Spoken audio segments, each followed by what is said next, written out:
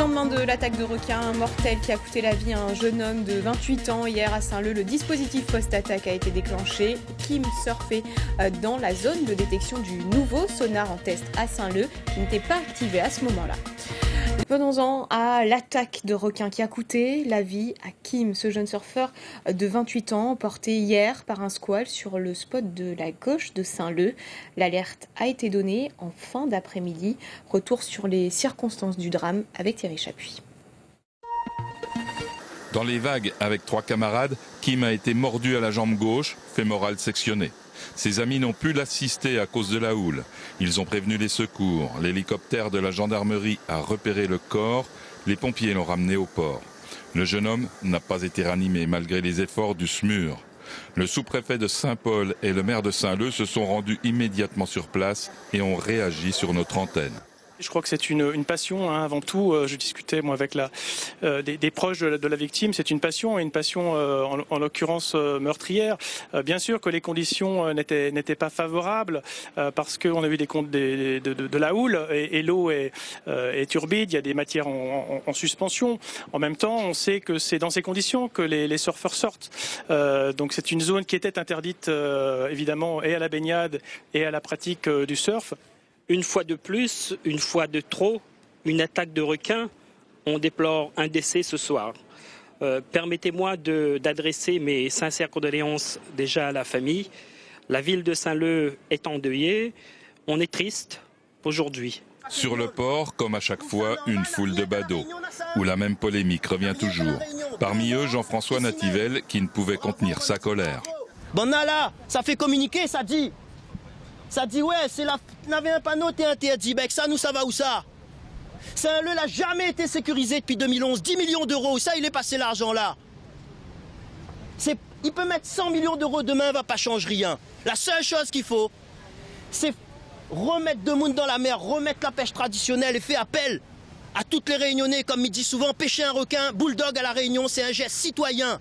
Dès hier soir, le dispositif post-attaque a été déclenché. Dès que les conditions de mer le permettront, une pêche au requin sera effectuée sur zone.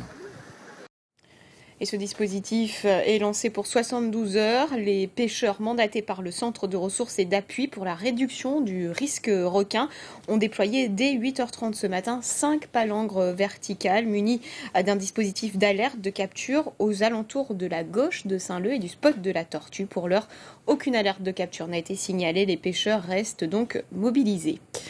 Et on l'apprend ce soir, une analyse détaillée des circonstances de cette attaque est en cours de réalisation par le CRA. Elle sera publiée lundi dans la journée. Hier, Kim a perdu la vie et toujours à Saint-Leu, dans ce macabre décompte, il y a 2 ans, Adrien Dubosc a été tué à proximité du cimetière. Dans la commune de l'Ouest, c'est l'émotion qui domine au lendemain de cette nouvelle attaque. Reportage Frédéric Waro, Laurent Pirotte.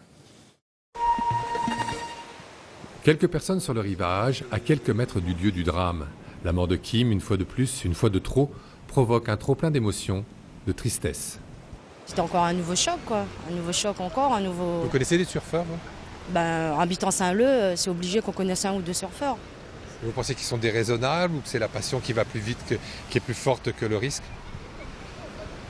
C'est vrai qu'elle est très attirante, hein. Quand on regarde les vagues sur Saint-Leu, je peux comprendre... Ceux qui n'ont jamais surfé ne peuvent pas comprendre, mais si on a déjà fait une fois du surf ou... Si en rapport avec la mer, on peut comprendre que les personnes ils sont attirées par les vagues. Je suis très triste de ce qui arrive et qui n'est pas prêt de s'arrêter. Vous êtes surfeuse? Oui, mais je vais pas à l'eau. Ça fait longtemps. Parce que vous avez peur ou parce que vous êtes raisonnable? Parce que j'ai peur, parce que je suis en bodyboard et que la plupart de nos copains bodyboarders, ils sont morts, quoi. Un peu plus loin, avec son drone suréquipé en vidéo, Frédéric surveille la zone.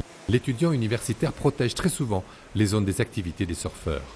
Je survole la zone où il y a eu l'attaque hier pour connaître un peu les conditions environnementales, les conditions de houle. Et puis je m'intéresse beaucoup aux attaques de requins.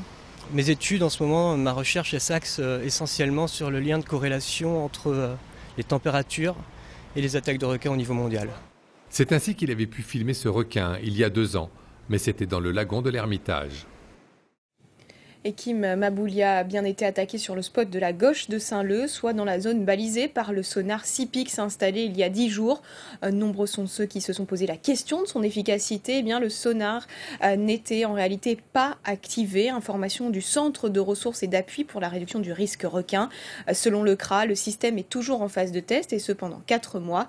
Et hier, la forte houle a empêché le déploiement du câble censé être relié au bateau en surface pour effectuer ces tests. Voilà ce que l'on pouvait dire ce soir sur cette deuxième attaque de requins de l'année à La Réunion.